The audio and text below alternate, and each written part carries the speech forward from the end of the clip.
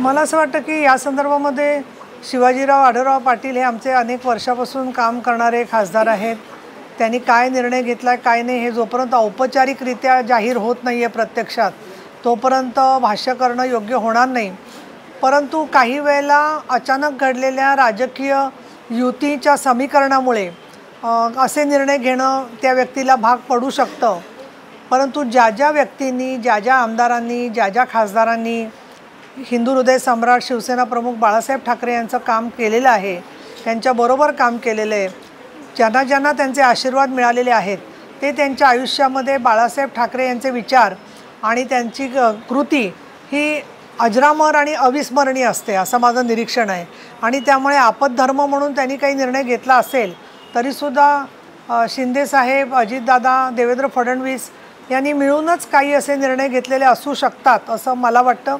शिवाजीराव आढळराव पाटील यांनी खूप चांगलं काम मतदारसंघात केलेलं आहे आणि त्यामुळे मला असं वाटतं की ते निवडून येतील पुढच्या काळामध्ये। या दृष्टिकोनातून आजच्या घडीला कुठलाही गैरसमज पसरता कामा नये।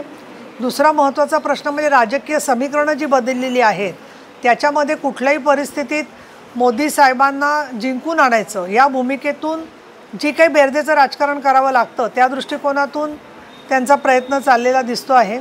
आणि म्हणून समोरच्या मताची विभागणी होऊन गैरसमज होऊ नये म्हणून काही निर्णय घेतलेले असू शकतात, परंतु शेवटी ते महायुतीचेच आहेत उमेदवार एवढं मात्र आपण म्हणू शकतो।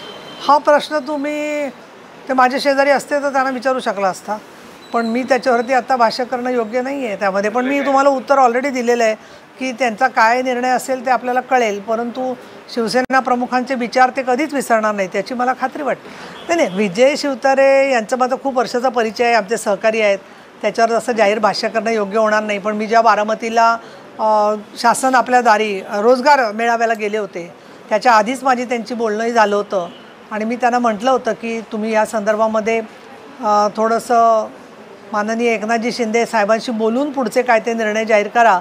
आणि त्यांची मला वाटतं चर्चा चाललेली आहे आणि शिवतारे साहेबांचं समाधान शिंदे साहेबांच्या स्पष्टीकरणामुळे आणि मार्गदर्शनामुळे होईल अशी मला खात्री वाटते। आजची जी विधानं आहेत ती आजची असतात, उद्याची विधानं काही वेगळी असू शकतील, परवाची विधानं काही वेगळी असू शकतील, कारण त्यांच्या जशा भेटीगाठी होत आहेत तसं ते बोलत आहेत। परंतु मला असं वाटतं की प्रत्येकाने पक्षशिस्त ही पाळलीच पाहिजे आणि अशी जाहीर विधानं करत राहणं काही योग्य नाही आहे असं मला एक पक्षाची कार्यकर्ता म्हणून जरूर वाटतं।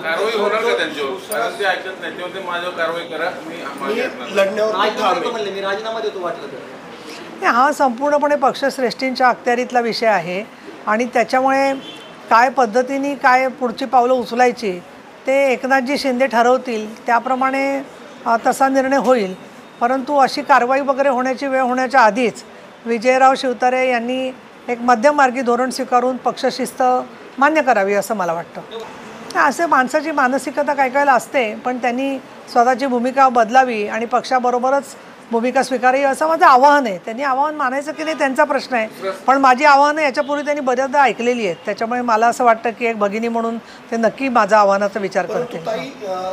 हे बघा, शिवसेना हा पक्ष जो आहे आणि कुठल्याही पक्षामध्ये नेते अत्यंत महत्त्वाचे असतातच, पण त्याचबरोबर महत्त्वाचा असतो तो शिवसैनिक। आणि शिवसैनिक कुठे आहे त्याचं जर का आम्ही पाहिलं तर 24 तास आपल्या मदतीला धावून येणारे नेते म्हणून एकनाथजी शिंदे यांच्यावरती जो विश्वास आहे, त्याचबरोबर बरेचसे नवीन लोक की जे दोन्ही कुठल्या राजकीय पक्षात नव्हते असे सुद्धा खूपसे लोक जोडले गेलेले आहेत।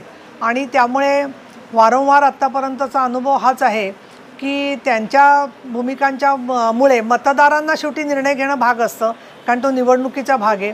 परंतु तोसुद्धा केंद्रामध्ये नरेंद्रजी मोदी आणि अमितजी शहा आणि राज्यामध्ये देवेंद्र फडणवीस, एकनाथजी शिंदे आणि अजित पवार यांना विजयी करण्याच्या दृष्टीने जे योग्य असेल ते शिवसैनिक आणि आमचा मतदार करेल याची मला खात्री आहे। नाही, मी त्या मध्य घोटाळ्याचा अभ्यास करते, मला त्या विषयाचा एवढा काही अभ्यास नाही आहे, त्यामुळे त्याच्यावरती भाष्य करणं योग्य नाही असं मला वाटतं। तेव्हा आपल्याकडे एक मराठीत गाणं आहे, लेक लाडकी या घरची होणार सून मी त्या घरची, त्यामुळे दोघी लाडक्या असतात। त्यामुळे आता मतदार ठरवतील कोण लाडकं आहे त्यांचं, त्याच्यावरती आपण भाष्य आत्ता करणं योग्य नाही आहे। नाही, मला असं त्या काय बोलल्यात माहीत नाही नक्की त्याच्यामध्ये, पण ते मी बघते त्यांचा व्हिडिओ काय आहे ते। पण आता असं आहे की आपण हे सगळं जे आहे आपण सगळ्या जगाचा संसार बघायला निघालो आहे, प्रचार करतोय पंतप्रधान, राज्यात मुख्यमंत्री कोण. अशा वेळेला मला असं वाटतं की याविषयी कोणी काय करावं काय नाही त्यांचा प्रत्येकाचा वैयक्तिक प्रश्न आहे. राज्य महिला आयोगाने पुणे जिल्ह्यात वाढलेत अत्याचार, त्याच्यावर काम करायला पाहिजे, त्याच्यावर केंद्रित केलं पाहिजे असं मला वाटतं. नाही नाही, हे असं माझं वैयक्तिक मत विचाराल तर मी सांगेन की आपण तर म्हणतोय की बऱ्याच वेळेला आपले कुलदीपक सगळेच काय आईवडिलांची काळजी घेतात असं नाही आहे. उलट मुलीच आईवडिलांची काळजी घेतात असं सुद्धा बऱ्याच ठिकाणी चित्र दिसलेलं आहे.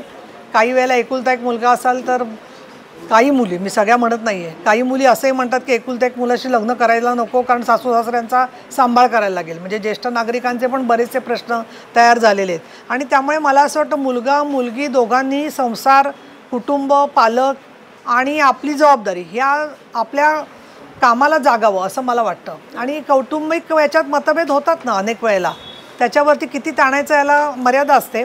पण एका विषयाकडे मला लक्ष वेधायचं आहे की फोटो वापरायचे कोणाचे याच्यावरून प्रचंड महाराष्ट्रात गोंधळ चाललेला आहे.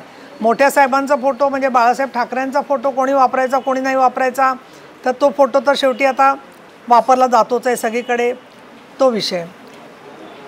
शरदराव पवार साहेबांच्या फोटोवरून सुद्धा झालेलं आहे की हा फोटो वापरायचा की नाही, कोर्टापर्यंत गेलेला आहे. आणि त्याच्यामध्येच भर पडली आहे गिरीशजी बापट यांचा फोटो. माझ्या माहितीप्रमाणे एका उमेदवाराने तो फोटो टाकलेला आहे. आता मी शिवसेना प्रमुख बाळासाहेब ठाकरे आणि पवारसाहेबांच्या फोटोवर काही बोलत नाही, परंतु बापट साहेबांचा फोटो ते टाकतात तर माझ्या मनात असा आज विचार आला सकाळीच की बापट साहेब असते तर काय म्हणाले असते.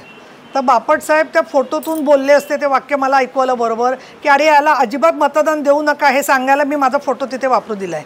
त्याच्यामुळे मला असं वाटतं की उगाच जनतेची दिशाभूल आणि फसवणूक करू नये कोणी. बापट साहेबांना सगळे ओळखतो, शेवटी आपल्या पक्षासाठी सगळे होते, कोणाशी ते चांगले वागायचे प्रत्येकाशी. परंतु आता तो इतिहास गेला सगळा. आता तुम्ही भविष्य काळामध्ये तिथे ज्यांची कास पकडलेली आहे त्यांना पकडून किती नदीमध्ये पोहू शकताय ते तुम्हाला कळेल, निवडणुकीच्या नंतर कळेल. मग बापट साहेबांच्या फोटोपाशी जाऊन तुम्ही अश्रू ढाळू शकता.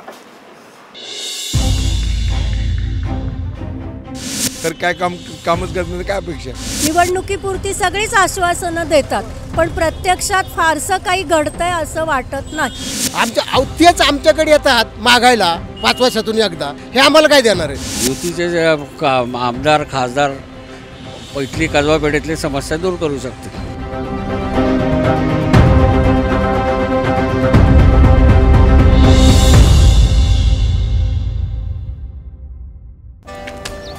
Come on guys, hurry up. अरे सुन ना, एक ब्रेक ले लेते हैं. Guys, I'm telling you, तुम लोगों को सही से ट्रैकिंग नहीं आता. But that's okay, you can learn. रोज का ढक्कन देना. तो ये रेड वाला है, सही वाला देना. अबे ढक्कन, पहले तो सही पानी पीना.